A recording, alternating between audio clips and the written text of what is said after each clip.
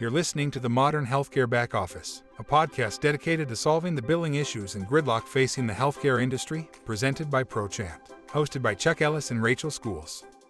Hey there, folks. Chuck here, and welcome to the Modern Healthcare Back Office. This is a special episode today where instead of Rachel and I interviewing an expert on the best practices for healthcare back offices, we are going to turn things over to our own Chief Revenue Officer, Joey Graham, and a special presentation he gave recently about his tips and tricks for creating an efficient back office. And without further ado, I will turn it over to him. Joey, take it away. All right. Thank you so much. I really appreciate it, Chuck. And to all of our attendees today, thank you so much for taking some time out of your day to join us. We're really excited to be meeting you and showing you some really great information. My name is Joey Graham. I'm the Chief Revenue Officer here at ProChant. This session today is all about best practices for managing your HME back office operations. So we're going to be digging into a couple different really important areas of your back office. First off, setting up your foundation, setting yourself up for success. And then we're going to look into the actual back office processes and talk about what they are and what are some tips, tricks, and things to avoid as you're evaluating your own operation and looking at maybe making some changes. So thanks again for joining us. I'm really excited to have you. This is me without a beard. As you can see, I've grown a beard. There's many of you who would know me know I have never had a beard before. So that's me pre-beard. Who knows how long it'll last. But I have been in this industry for over 20 years. I actually grew up in a household where my father was a regional sales manager for a DME company. And so all growing up, we had a lift chair in the living room. We had CPAPs in his trunk. We had an oxygen concentrator out in the Florida room. So just grew up around the equipment. And when I graduated high school, I was brought into his operation. I started right at the bottom as a warehouse technician.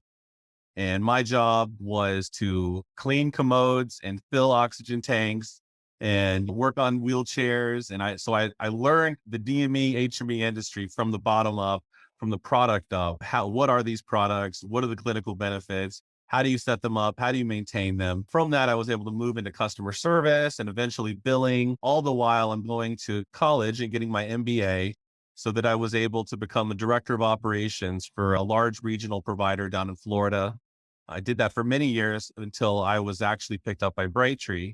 They made me a senior consultant. I traveled the country for a few years, working with providers all over. It really opened my eyes to the larger industry. And today I'm with ProChant. I've been with ProChant for over 7 years now. We are a leading revenue cycle management partner for DME providers. So very excited to be here. That's a little bit about my background. Let's go ahead and get started. First off, let's get on the same page. When I'm talking about the back office, what am I talking about? And so this is you may have seen this before. This is our revenue cycle chart.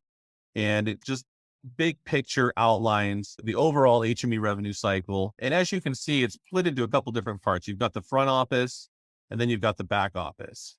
So the way you think about that is the front office is everything that happens before you deliver the product, before you hand the product to the patient and get them to sign that delivery ticket or ship the product to the patient and get that tracking number. Everything before that event happens, that is in the front office. Once that event has occurred, the revenue cycle moves to the back office. And the back office is all about billing and collections, right? When we talk about the back office, it says billing review. You might think of that as order confirmation. That moves into managing our hold, our stop hold, getting our claims out the door, working any rejections that come back from our payers, getting all that cash posted, working the denials that come back in those cash posting batches, managing that outstanding AR. And finally, there's just some special processes that the back office team is typically responsible for that don't necessarily neatly fit into this model here. So that's what we're talking about. We talk about the back office. Now, this presentation, there's a lot of content in this presentation. I'm very likely we'll run out of time and we'll be able to take questions, but please put them in the chat. I will get back to you, I promise. And if I have time at the end, then absolutely. But there's some really good content here and I want to make sure you guys get your bang for your buck. All right. So this is a 2-part presentation today. Part 1, and you'll notice these parts are very different. So part 1 is me giving you a window into the mind of our operations team and how we think, how we approach revenue cycle problems, back office revenue cycle problems. What are the steps that we take? How do we go about setting ourselves up for success? So those are the steps. We're setting ourselves up for success. We'll be forming that deep understanding, designing our solution, building our team, and then enabling that team with the right tools and establishing a rhythm, establishing traction to get that thing going. Then part two, we're going to change gears and we're going to talk about the actual back office workflow. We're going to talk about the different steps in the workflow, some tips, tricks, and what to avoid. So we're going to be looking through the order confirmation, the hold management, the claims, transmissions and rejections, cash posting, and denial and AR management. Okay. So that's our plan for today. That's what we're going to be talking about. So part one, setting ourselves up for success. And this is a view into the mind of our team. They're mostly engineers, very smart, very analytical, very logical. Imagine you've got Spock kind of designing your internal systems. That's almost the feel there, right? But this is all about building a strong foundation, a strong logical foundation so that we're able to build a scalable revenue cycle team on top of that. So that's what we're going to talk about first. And the very first thing we have to do is form a very deep understanding of our business, of the current business, the needs of the current business. What are the current pains and opportunities in the current business? We have to do a thorough analysis of the billing system or the EMR to really get a grip on what are the status of our key performance indicators right now. And when I say key performance indicators or KPIs, we're talking about numbers like your DSO, your 90 plus balance, 90 plus AR balance, your clean claim rate, your payment rate, your denial rate, your write-off rate, your adjustment rate, your open orders, your held. There's a lot of numbers in there, right? In fact, there's about 14 different KPIs that we really watch closely as we're managing and looking at the health of a revenue cycle. So what are the status of those current KPIs? And of course, how do those compare to industry benchmarks? If you're curious about that, I have another presentation about KPIs and benchmarks where you can get that information. There's also, what is the current payer and product mix that we're dealing with here? That has a big impact on the way that we're going to approach the problem. For example, if this is a provider who is, let's say, all complex rehab. So what does that tell us right out of the gate? We're going to have a low volume of orders, a low volume of claims, but an extraordinarily high average claim value. And the stakes are high, right? It's not as much work, but it's all about quality and it's all about getting every single claim. And so you can invest more time in each claim because you have a significantly higher claim volume. That's just one example. On the other end of the spectrum, maybe we have a provider who's doing just a ton of nebulizers or a ton of standard wheelchairs and walkers and commodes and things like that, just a high volume, low average dollar, low average ticket. In that model, it's going to be more important about staffing myself for volume, staffing myself to get through as much as I possibly can with as high a quality score as possible, but there will be some more room for error. It's not going to be necessarily as big of a deal if I get a nebulizer claim that I fail to collect versus a power chair claim. And that's just an extreme example, but that's what I'm talking about here is you're understanding yourself and forming this deep understanding of the provider, its geography, its current service mix. Are we heavy respiratory? Are we doing complex respiratory, complex rehab? Are we heavy in the supply business, urologicals, tracheotomy? There's just so many possible avenues we may be on, or maybe we're one of these providers that does a little bit of everything. So really let's make sure we form a deep understanding of that and the geography that we serve. Within that geography, who are the key payers? Who are the key stakeholders? What is the population like? Is this a heavy Medicaid population? There's a lot of things that we can determine by doing this evaluation. Looking at the existing process, what is the efficiency of getting clean documents up front, for example? How often are we having to go back to our referral sources and ask for additional documentation to be able to process a prior authorization or process an appeal? Or are we getting those pretty much up front? Do we have a nice e-referral, maybe pipeline coming in with those medical records coming in with our order?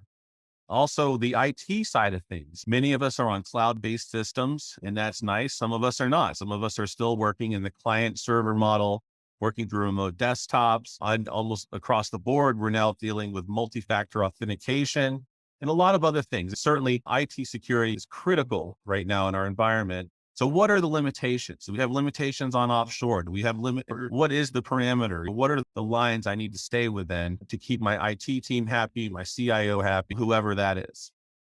Finally, I've got to get on the same page with ownership and senior leadership as to what does success look like.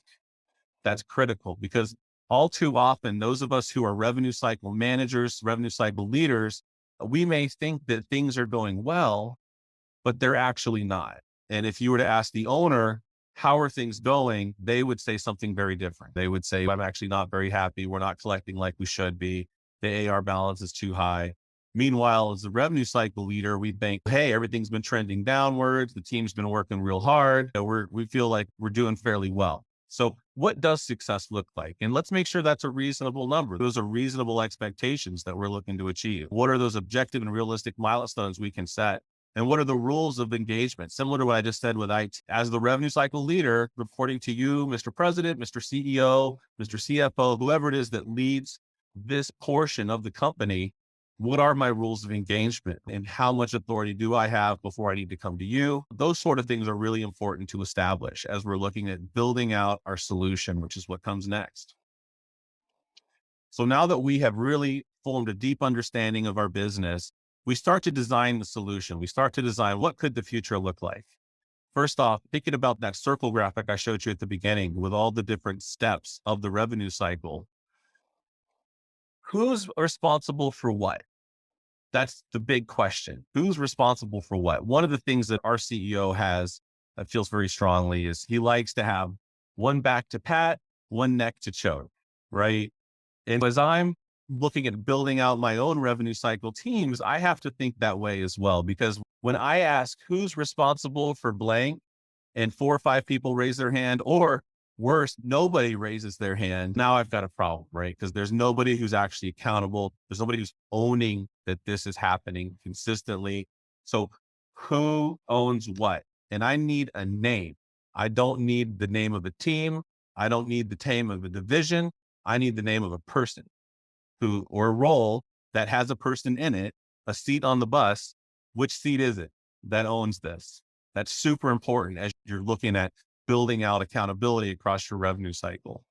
Then those leaders, how do we standardize the processes within these sections of the rev cycle? How deep can we get into standardizing the actual workflow? And that means consistency. Every order is processed the same way. We build out decision trees and rule trees for how you treat different payers and different products. We create standard operating procedures because our team needs a well to go draw from when they're thirsty and they need help making a decision. They need help determining what to do next. So we have to build out standard operating procedures or SOPs with our experienced resources and pilot them with our experienced resources before we hand those off to less experienced resources. So that's really important. We have to make sure that all the stakeholders are in agreement on that standard work. And you do that because then you put a lock on it. There has to be a change control process because otherwise the SOP will change every single hour of every single day with all the different nuances. So instead, we have to have a really nice change control process to make sure that when there is a change to the SOP, to the standards that we are implementing across the board as we execute each process of the revenue cycle, that there's agreement on that and that we've got it going through the right people before we make those changes. Because sometimes we make unilateral decisions. We don't realize the impact that those decisions are going to have down the line, or as they get applied to different branches, different payers, different product lines. And finally, we have to evaluate the transactional value of volumes. So how much work, when we're staffing a revenue cycle, we're not looking at dollars as much as we're looking at counts. How many orders, how many invoices, how many holds, how many stops. I have to quantify it like that. How many work items are there to be worked? Because from that, I can back into how many people do I need to do that work? Okay, so that's what it's all about, is evaluating those transactional volumes for each one of those major processes and then backing into how many people will be required to manage that. So now we have to start the process of building our team. We have to convert these standard operating procedures that we've created into job roles. And so for example, you're going to have an SOP for how to work a claim and how to work a specific type of denial. But you also have SOPs around like how to process an adjustment, how to request paperwork from a referral source. And so if I'm building the job role of an AR collector, I need to pull all that into that job role, right? They need to know how to work claims, but they also need to know how to process adjustments. They also need to know how to request documentation, follow up on documentation, follow those SOPs. So that's what we mean by taking the process level SOPs and then creating job roles out of those. Now you have to take a step back and think, is some of the work easier than other pieces of work? And so are all work items even and equal? And absolutely not. A power chair claim with a CO50 medical necessity denial requires one kind of resource, whereas a nebulizer claim with a bad modifier denial requires a whole different type of resource. I think we would all agree on that. And there's actually a spectrum. It's not black and white. It's not 1 or 0. It's where do you fall on the spectrum, right? From high level, high complexity. So in our organization, there's actually 4 layers of complexity. There's the level 1, that's the simple stuff. Then it goes level 2, then it goes level 3. And then it goes to the lead analyst or the process lead. And that's the 4th layer person. And so for one way, we need to be able to send the right work to the right person based on their abilities. We don't want to send that power chair complex appeal over to a brand new team member who has only been trained to work denials for modifiers. So that's what I mean. How do we make sure that the work items get to the right person? Because not all work items are created equal. It also gives us the ability to create a career path for these folks. They come in level 1, they can work all the way up to level 4 over time. And then of course we could tie salaries to that. We can tie a lot of things to that. We need to create training modules now for each of these job roles, leveraging all these SOPs we've created that we've formed into job roles. Now we need to take those and create training modules that we could put people into optimally. These live online in what's called like a learning management system or LMS, where you're able to just say, hey, go take the billing courses. And there's 4 or 5 courses and they go through your way of handling the different billing issues. So that's where you're headed. That's what you're trying to build. So you have that scalable infrastructure in place because as we know, there's going to be turnover, right? Never build a process that's built around one person. That's one of my rules for sure. Never build a process around one person because if that person leaves, what are you going to do? So you got to make sure that when you're building out these job roles and these processes, you're doing it in a way that you're able to share some of that work. You're not making yourself completely tied to one person. And as you're bringing in new people and mixing them with your experienced people, it is important that you mix them. It is important that you buddy them up. You bring in a new person, you need to take an experienced person and make them their mentor, tie them together. Back in the times when we had offices, we would tell them to sit together. Nowadays, it's not as necessarily like that, but we can definitely get them on meetings together. We can definitely get them to work together virtually. And then I talked about it a little bit, but we got to create that career path, create that pay structure that incentivizes people to stay and to grow into those higher levels. Now we've got to bring in people. We've got to hire people that are in line with our company's core values. We're big on core values here. Core values define the culture of your company. They define the type of person who's really successful at your organization. So when we bring in people, we can train skills, but we can't train attitude. I think we all know that, right? And that goes back to the core values. We have to hire based on who's a cultural fit for my company. But that's more important than hiring somebody who has already done this before for another company. Okay. So that's really important because as we all know, that one rotten apple will spoil the bunch and it will cause significant issues across the rest of the team having the wrong person in there. So we got to make sure the people doing the interviewing are looking for that cultural fit as much as they're looking for technical knowledge. When we train people, we train them on that clarified standard work that we created and we incentivize them. We create an incentive program. That's really important.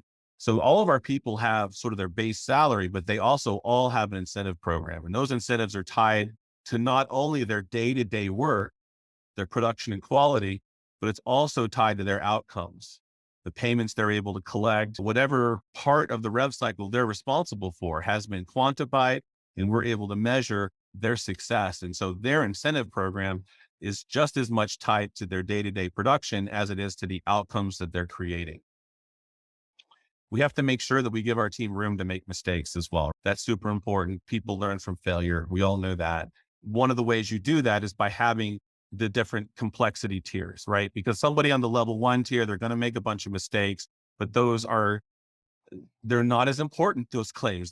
They will be escalated if they need to be, but it's not as big a deal as the level 2, level 3 claims that require that closer eye. They have the significantly higher dollar amounts tied to them. And also those claims that have been touched multiple times get escalated up to those level 2, level 3, and even the level 4 resources. We got to make sure we have some padding. We got to make sure we have a little bit of a bench, because there's always going to be somebody out sick. There's always going to be somebody that's got an issue. They're going to be out for however long, whatever happened. There's so many things that happen, but the number of days where we have 100% full attendance are less and less, right? So it's so important that we have a little bit of a bench there so we can take that and we plan for it. We know there's going to be somebody out sick every day. And finally, we got to cross-train people, but cross-train with caution is what our team says, because at the individual level, not every individual is as adaptable and successful at cross-training. Some people are great at one thing. They do that one thing. They do it. We all know people like that. And if you were to give them a second job, they might start doing a terrible thing at the thing they were just doing great, because now their mind's been split. There's all kinds of stuff going on. They can't handle it. So really, it's important to cross-train, but you've got to cross-train with caution, the people who can actually be successful. All right. And this is the last slide of our first part. Is very technical, right? Very deep in the weeds. These slides, also a lot of text on these slides. And I don't typically like that, but I wanted you to have this because you can use this as almost a checklist as you're looking at your company, your organization. Where do you guys fall in each one of these? Each one of these topics could be its own hour-long webinar. So it's a lot to talk about here. That foundation, there's a lot in it, as you can see, right? It's not something you just spin up overnight. It takes years and years for these things to develop, become cohesive. It's a long, complex process to build a successful rev cycle team and a scalable structure that will be able to take whatever the company throws at it as it grows. So finally, we need to enable our teams with the right tools, and then we need to get traction. We need to get those consistent day-to-day, week-to-week, month-to-month, quarter-to-quarter results. Right? Rev cycle is not a one and done thing ever, right? Ever at all. That's not what it is. It's consistent. It's methodical. It's every single day. You've got to do the exact same thing over and over again, and you get better and you get better. But the problems keep coming in. The payers keep denying claims. There's a new issue every day. You've got to love that stuff. So that's what it is. And when we say traction, that's what we mean. You've got to get yourself into that rhythm, into that chant of how do we get this money in? How do we address this rev cycle? How do we address these queues? How do we get this stuff going? That's what we're talking about. So we've got to create workflow capabilities within our systems to work, track, and measure every one of those work queues. We talked about the different processes and building those into job roles. Now each job role has work queues. For the most of us nowadays, we're using spreadsheets. Everybody's using spreadsheets still. You need a spreadsheet with all your work. You're going to work through this spreadsheet. Got to move away from the spreadsheets as much as we can and get those into systems, because we need to have that audit trail of so who did what and how many times did they touch it. We need to have visibility not only at the ground level, but above at the supervisory level. What's the status of all these queues? Who's behind? Who's backlogged? Who's having poor outcomes, right? We need to build those into some dashboards and some tools. For instance, we have process tracking tools that allow us to track the production and quality of every single process that we work. And we had to build that system ourselves, but it's been necessary for us to be successful. As you see on the screen there, that's a dashboard from our analytics system. So again, these are those 9 KPIs on the screen. Those are in our opinion, the most important 9 KPIs to watch in managing a revenue cycle. So those are the ones we watch like a hawk: daily, weekly, monthly dashboards, build that culture of proactivity within our team. We've got to keep that chant going as well, which is our job here is not as much to work the queues, although it is to work the queues. Our real job is to figure out how to limit the amount of stuff coming into these queues. How do we make it cleaner? How do we make it pay the first time? How do we improve that clean claim rate. So that culture of proactivity, right? Like become a master of working this certain denial, but how can I prevent that denial from ever happening in the first place? And how do I incentivize my team to think like that? So daily control, problem solving, training people on problem solving, that's one of the keys as well. Okay, so that was a lot. I know that was our sort of build the foundation. I hit you guys with a lot of information there. And now I'm going to actually change gears and we're going to take the rest of our time and talk about the back office workflow and the back office revenue cycle. So that first part, again, that was my team. That's their inner workings of their minds and how do we form ourselves around our providers and how do we build really successful revenue cycle teams. It's by following those steps that I just went through. So now we change gears. We're going to talk about the actual workflow, the actual back office workflow. And again, that workflow, as shown in this circular chart, it starts right there. And it basically encompasses the order confirmation or the billing review, whatever you call that, the hold, managing the hold, which also includes the stops, rental holds. There's a lot of the unbilled. There's a lot of different names for this and the different systems, but it's all the same concept. Getting those claims out the door consistently every single day, working the rejections when they come back from the payers, posting the cash, working the AR and the denials, and then finally any special processes. So that's what we're going to take the rest of our time today and talk about. And you'll notice this section is formatted a little differently as well, not as many words. This is inside the mind of Joey as I think about these rev cycle processes and all the providers I've seen and what's worked really well. This is where my mind goes. Okay, so order confirmation in my mind is the first step of the back office. Now, for some providers, it is not. And I recognize that. This is almost a gray area, this particular one, because there are many providers who have their front office team, their customer service team do the confirmation. I personally don't agree with that, but if that's your business decision, then that's your business decision. The reason I say that is it's critical to catch many things before the claim bills. And in many systems, for instance, Braintree, the moment you click confirm, midnight the next night, that claim goes out. So the person hitting confirm is the last person to have a chance to make sure this thing is clean before it transmits to the payer for the first time.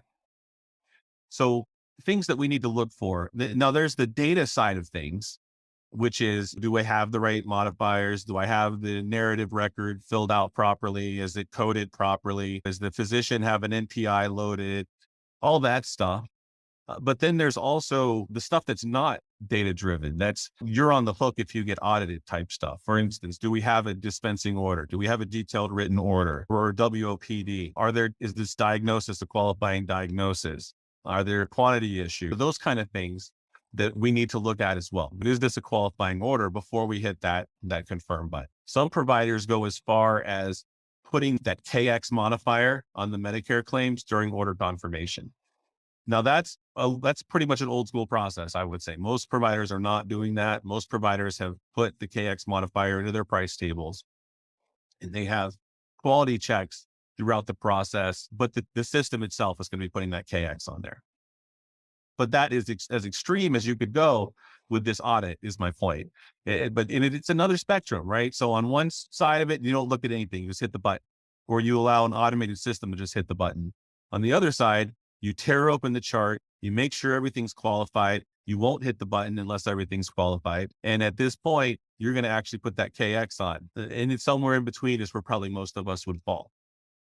So you need a feedback system or an error log that is going to give feedback to the front office team on what they did right and wrong mostly. So here's what I recommend, because there's nothing that the confirmation team likes more than to task work back to the CSR because they did it wrong. And if they don't fix their own issue, they'll never learn. So that's the thought process. And so maybe half the tickets you're supposed to confirm get whipped back to the front office because they were missing something. We got to get that CSR to fix it.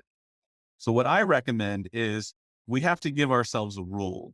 And so let's call it the 3-minute rule, or maybe for you, it's the 5-minute rule or the 2-minute rule. But the 3-minute rule says, if there's a problem on this order, and if I can fix this problem in 3 minutes or less, then I'm going to fix it and I'm going to bill it.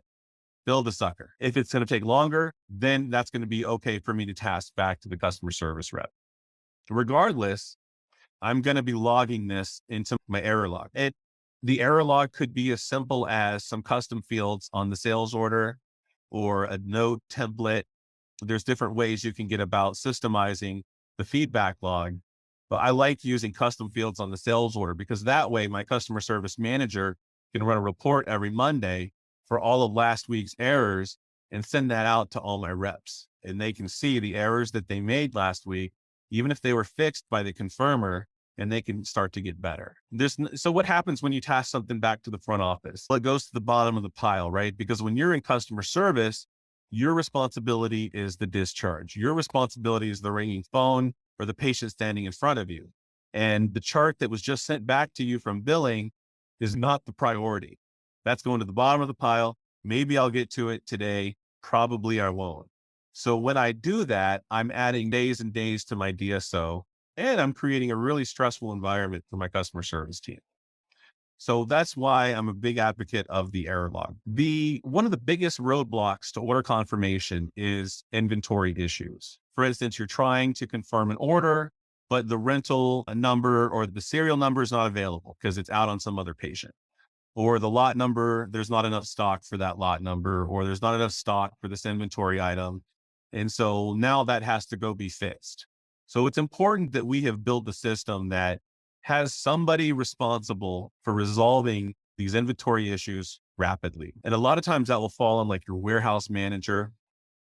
Sometimes they can keep up pretty well. Sometimes that ends up becoming a backlog in itself. And you may think, is there something I can do better to get these inventory issues resolved more quickly so I can get the cash out the door and get the payments in the door more quickly? One thing I will say is I feel that some providers have gone overboard when it comes to inventory tracking, because I think inventory tracking will sometimes turn into a major roadblock to revenue cycle. And I'm not sure that the ROI is there for the provider. So what I mean is I've known some providers who, if an item had a serial number on it, then it was the serialized item.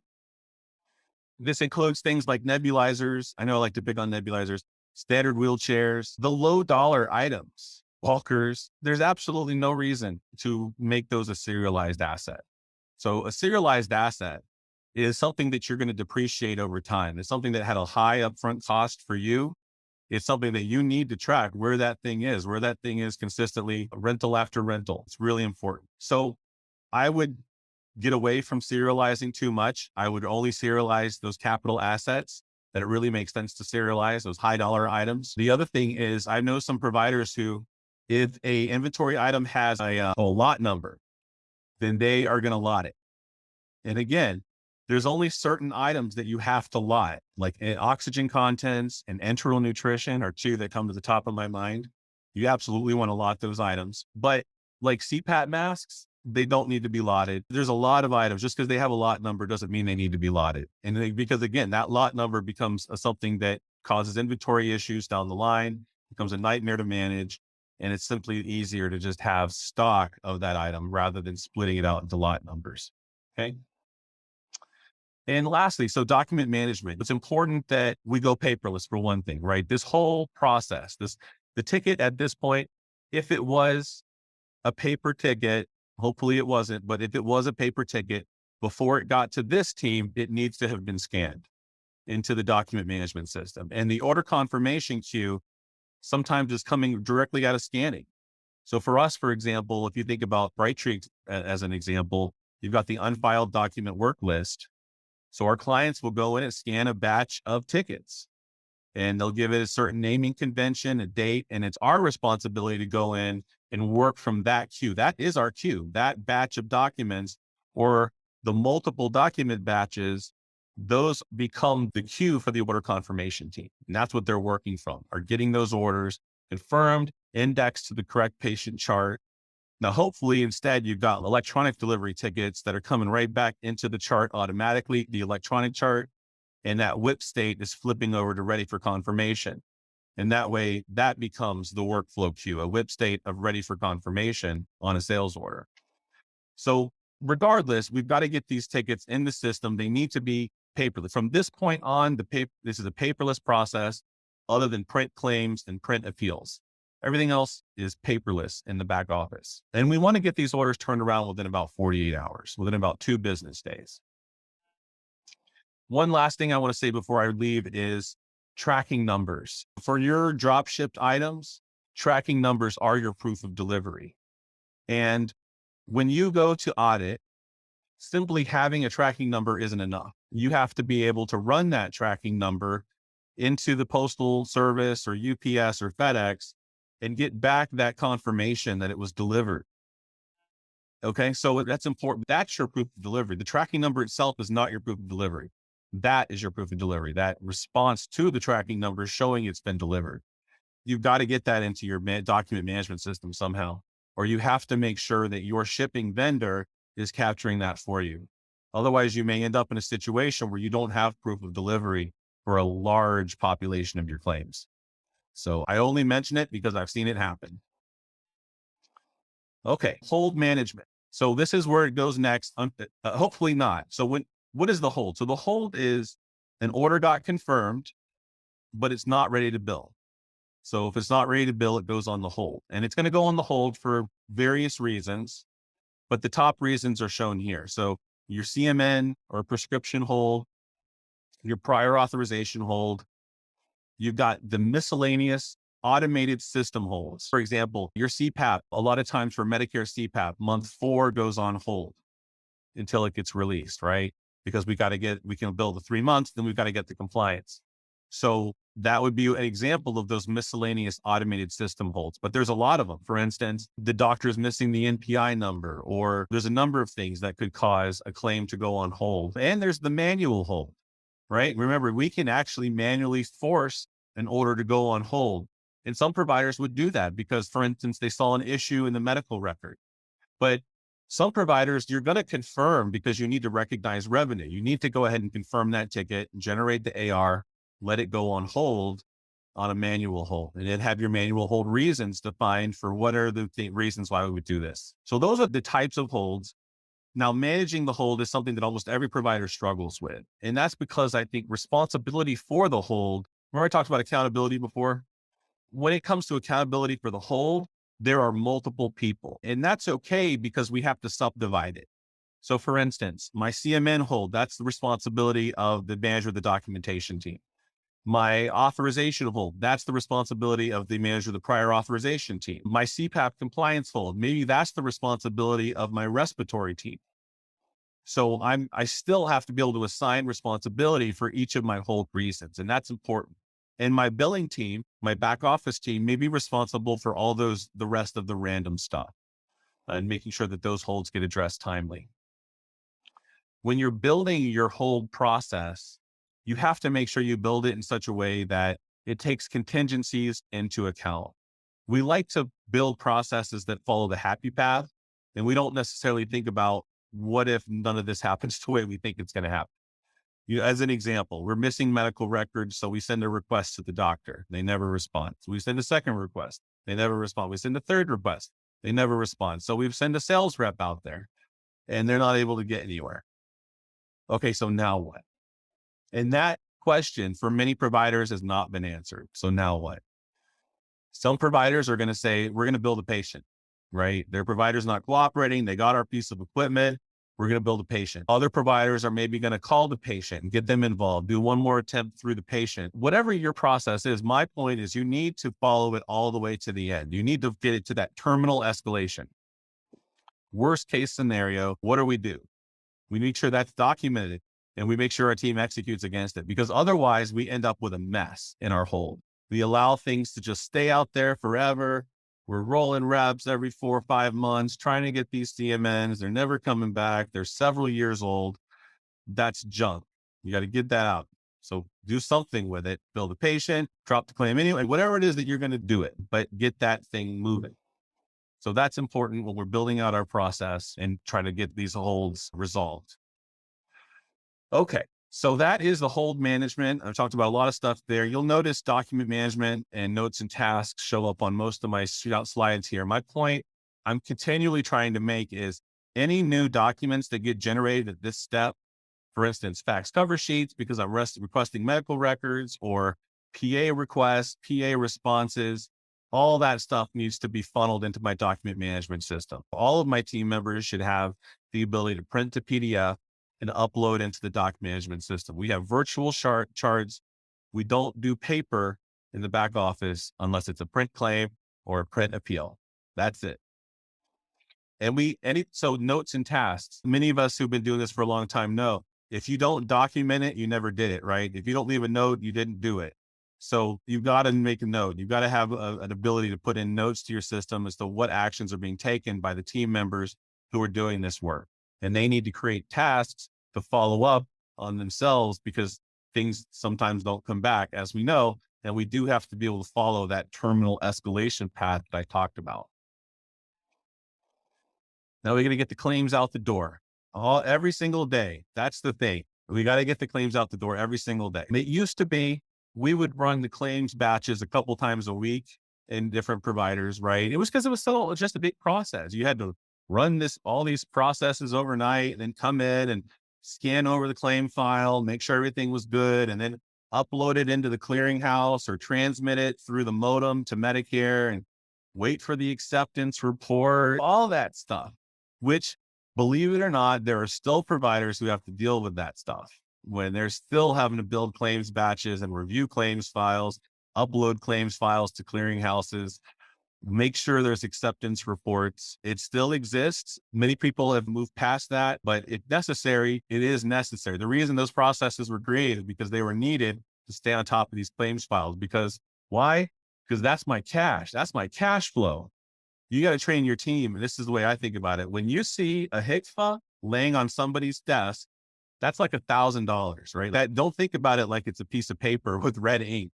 That's money sitting there. And if you see a pile of HCFA, that's like a pile of gold sitting right there. That's what that is. So those claims got to get out the door. They got to get in the door at the payers. They got to get processed every single day, including my paper claims every single day. So we got to make sure that if necessary, if we have an older school process where we have to build claim files and upload them to clearinghouses, we may take the opportunity to do a file QA check on those claim files, or even build technology with some additional rules to help us get errors out before we upload claims. Because we want clean claim. We want first-time payment. That's the name of the game here. We need an error log for those confirmers. Really, that's what this is. At the claims transmission step, if you come across an issue like the data file rejects because it's missing data elements, that's like an error for the confirmer. They didn't do something right, or the doctor that was tied to the order didn't have the setup done properly, and that caused the whole thing to crash. So getting those things resolved, making sure that we have a feedback system for our confirmers, getting the batches out the door,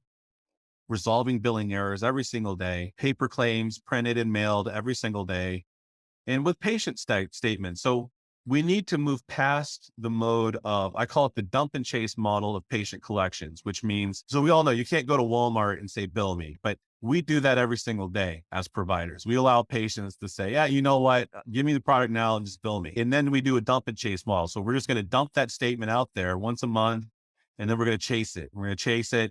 And maybe at some point they'll get a phone call. Maybe at some point we'll send it off to collections. Your success rate when you do that dump and chase model is less than 50%. So patients are your worst payer. So you have to make sure that for your patient collections function, you have the ability to collect credit cards up front and store them up front, auto charge credit cards on monthly rentals, create and manage payment plans for patients so they can pay $20, $50, $100 a month off that balance, send statements and also send invoices. And those statements need to escalate. It's called dunning letters, but dunning letters, we've all gotten, well, maybe not everybody, but many of us have gotten dunning letters where they escalate in tone each letter. The first one's pretty nice, but by the fourth one, it's in all red text and it's bold and it's final notice. You're going to collections. That's what a dunning letters are. And they escalate in tone. There's normally 3 or 4 of them in a series before that final letter goes out. After that, 30 days, go to collection. But you have to have a system built out to handle that, to handle, again, collecting the credit card, doing the payment plans, auto charging, allowing people to pay online, and moving them through the dunning letters into collections automatically. Okay. Almost all of our clients have outsourced their patient collections. So it's definitely, there's some great technology out there to help you automate much of that. Now, front-end rejections are when you send a claim to an insurance company and they go and try and process that claim. Sometimes they won't accept it for processing, and they reject it instead. They don't accept it, they reject it. And so a rejected claim is a claim that was sent to an insurance company, but it didn't make it through the door. They kicked it back.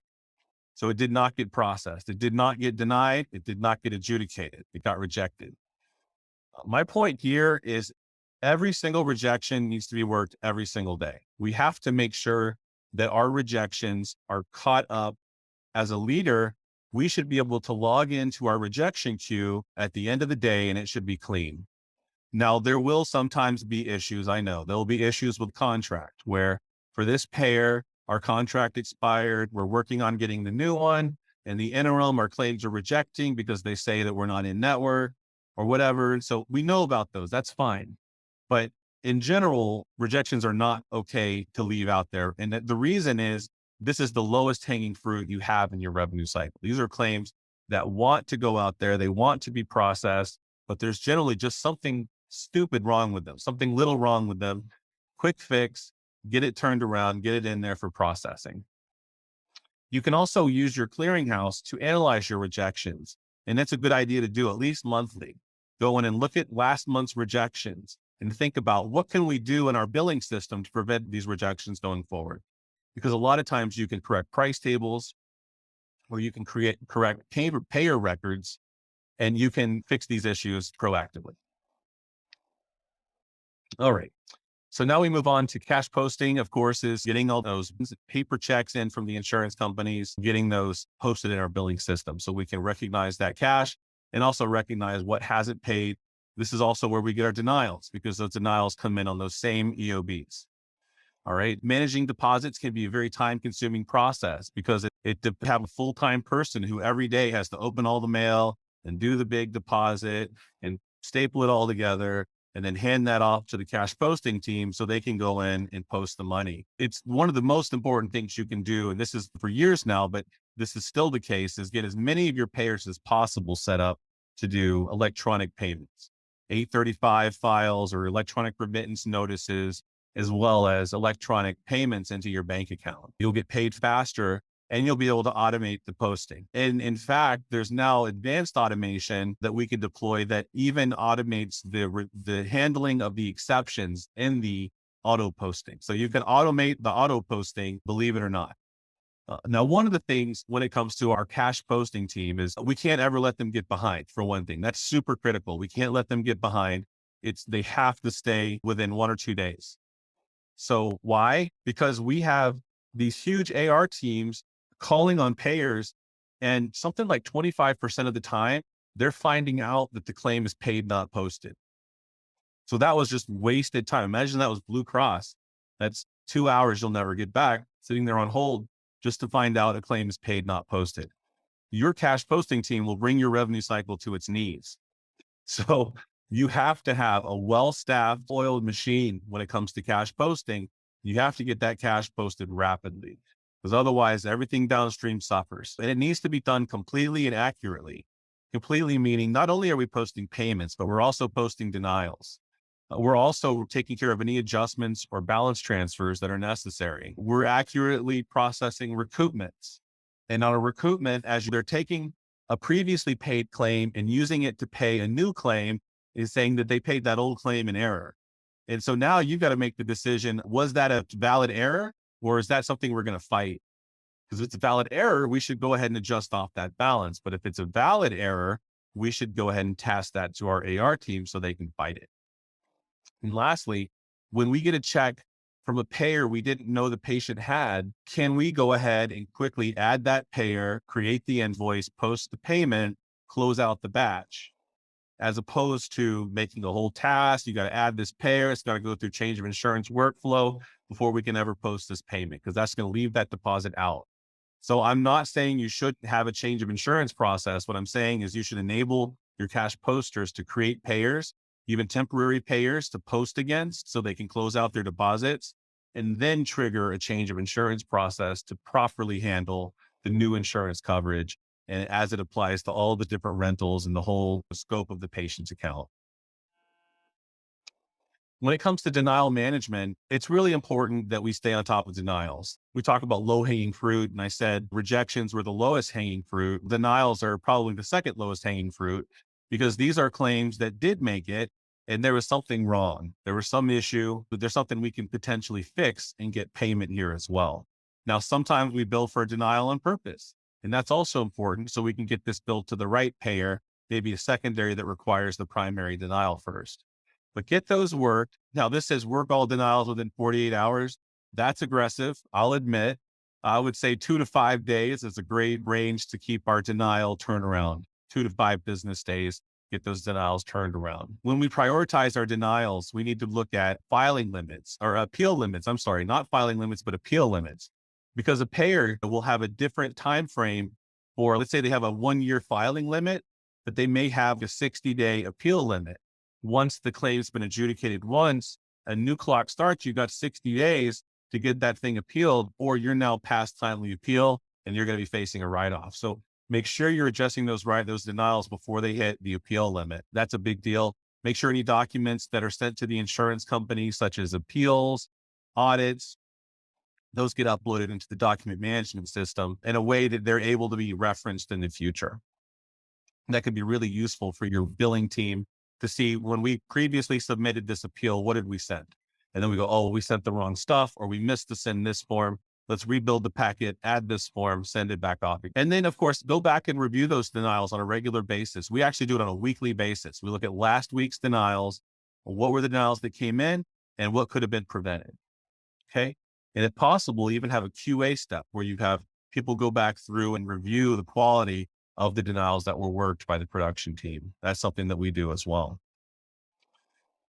All right. So AR management. So all AR really needs to be followed up on within a specified amount of time. And typically you've got your filing limit, but sometimes with AR, you don't know if it denied. So you need to look at also the appeal limits as well. Be as aggressive as you need to be to catch that AR before it ages past an important date. But don't check too soon or you'll create a big issue for your team. They can't keep up.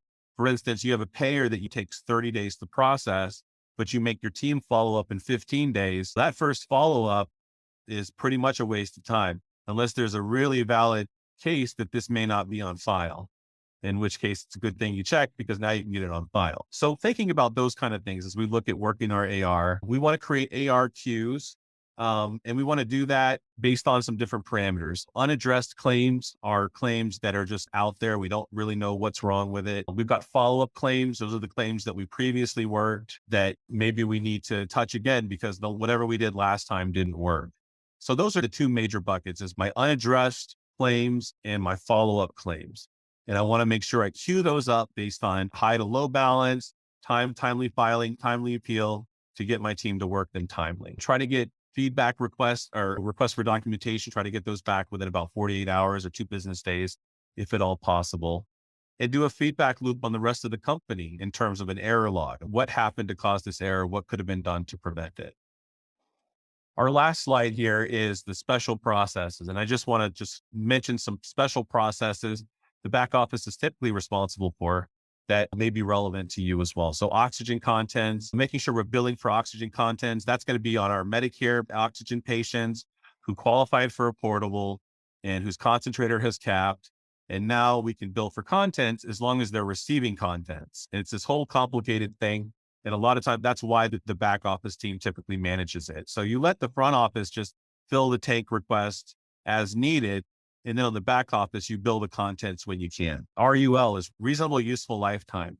Most DME equipment has a 5-year RUL. So after 5 years, you have the opportunity to get the patient to opt into a new product, like a new hospital bed, a new wheelchair. And so some providers will take that as a potential sales list to go to those patients and say, hey, is it time for some new equipment? That's 5-year-old equipment now. Periodic maintenance as well. This is also somewhat relevant to the capped oxygen, where you can bill for periodic maintenance in certain circumstances. You can make mass updates to your system. I put this in here because some of us, if we need to update a lot of records in our system, we'll take 5 people and say, work on this all day. And what I would challenge you to do is think about, would this be better served through a data request through my billing software? Can I pay them to go in and update the underlying database for me rather than taking 5 people out of full productivity for a full day to work on this project? Convert to purchase. So some providers want to make sure that the items that cap or convert to purchase truly got the 13 payments or the 10 payments they were supposed to get before they capped. Sometimes they will do it by dollar size, like the super cheap, like nebulizers. Again, maybe we don't check those, but when a high end chair caps, for sure, we're going to have somebody go in and make sure, did we get 10 payments? And finally, month end processing. A lot of times month end falls on the back office. We got to run a whole bunch of reports.